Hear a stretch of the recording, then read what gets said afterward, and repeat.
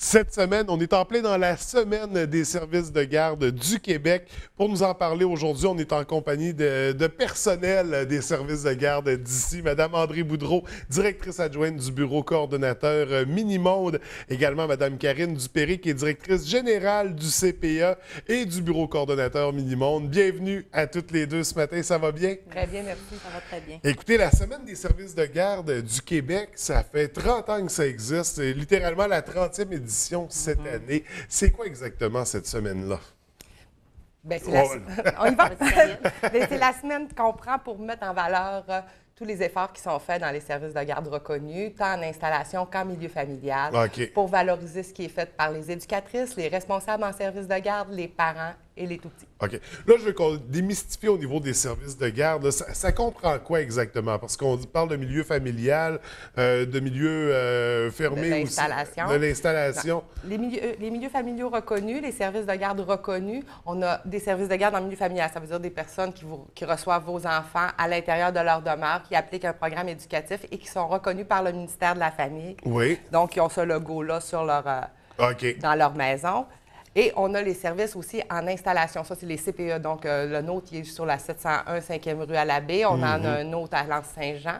Donc, là où on reçoit des enfants aussi également, là, on en a 60 à la Baie, 16 à L'Anse-Saint-Jean. Est-ce que ça comprendrait aussi les services de garde en milieu scolaire? Non, ils ont une autre semaine qui était précédente à la C'est bon. Non, c'est bon. C'était pour démystifier, Exactement. pour remettre de l'ordre dans tout ça.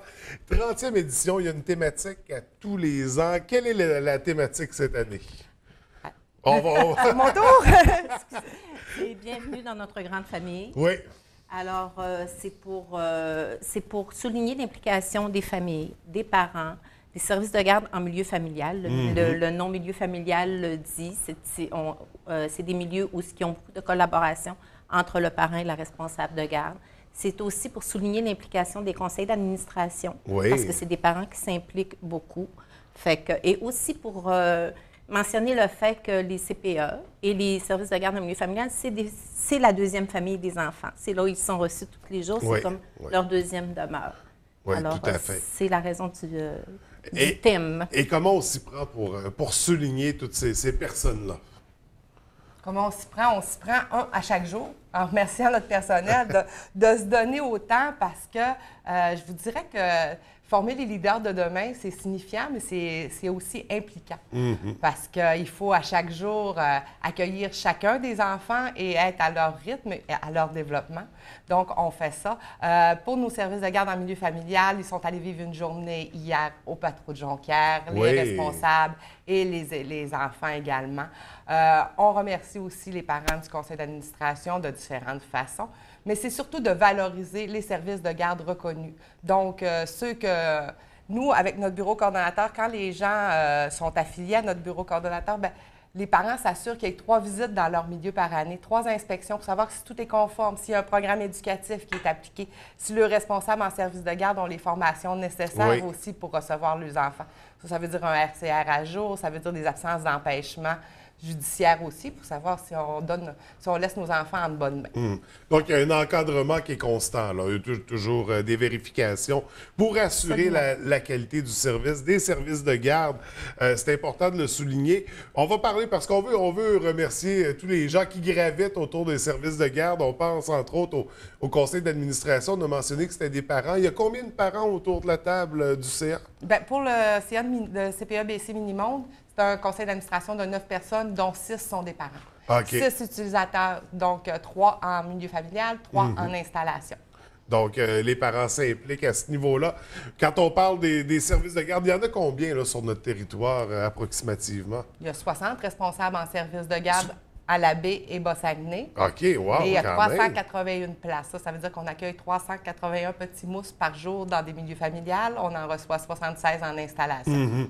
Donc, ça prend beaucoup de gens pour encadrer ces enfants-là, pour leur faire vivre les activités. C'est impressionnant comme chiffre, 60 services de garde pour la Baie Bas-Saguenay. Je ne m'attendais pas à ce que ça soit autant quand même. Là. Donc, c'est important de le souligner puis de célébrer ces beaux services de garde-là. Est-ce qu'on a des activités particulières là, pendant pendant la semaine? On sait que vous êtes allé au Patro cette semaine. Est-ce qu'il y a La d'autres plupart des trucs activités ont été faites puisqu'au début de la semaine, en fin de semaine, nos RSG avaient une formation Oui. qui était sur 2 volets. C'était une formation sur 2 volets. Le premier qui était sur les saines habitudes de vie. Oui. On sait que c'est quelque chose qui est très, très actuel en ce moment. Et puis, c'est aussi ça fait partie de nos valeurs au niveau du bureau coordonnateur et du CPE, là, de prôner les saines habitudes de vie chez les enfants. Ça passe par les enfants, ça s'étend jusqu'aux familles. Donc, il y avait une formation qui était le matin. Et la formation de l'après-midi, c'était le langage signé pour les poupons. C'est une formation qui a été extrêmement appréciée. C'est-à-dire que c'est justement le langage pour les sourds et muets, mais qui est adapté pour les petits. À ce moment-là, c'est un moyen de communication avec les enfants. Oui. Ça peut aussi s'appliquer aux enfants qui ont des difficultés de langage. Ça peut aussi, en tout cas, on a eu des retours de nos responsables et des responsables de d'autres bureaux qui sont venus aussi à notre formation. Ça a été une formation qui a été formidable, qui est appelée à revenir, sûrement. Oui. Donc, très intéressant comme formation. Ça, c'est des activités, des trucs qui sont offerts justement au personnel pour bonifier le service, donc ajouter des compétences à leurs nombreuses qu'elles ont déjà, là, parce que sont très, très professionnels. Donc, c'est ça. Cette semaine, on souligne, on vient en parler dans les médias. Je pense que c'est une des étapes importantes pour sensibiliser les gens aussi à ces beaux services-là, puis savoir qu'il y en a autant sur notre territoire, c'est impressionnant. Donc, les activités pour cette semaine, après la semaine, qu'est-ce qu'on surveille là, pour nos services de garde? Parce que là, d'ici l'été, il reste encore quelques semaines. Qu'est-ce qui s'en vient pour vous? Bien, du côté de l'installation, je vous dirais qu'on prépare la fête des finissants. Oui. Parce qu'on a des grands qui s'en vont à l'école, fait qu'il faut préparer ça pour souligner ça adéquatement.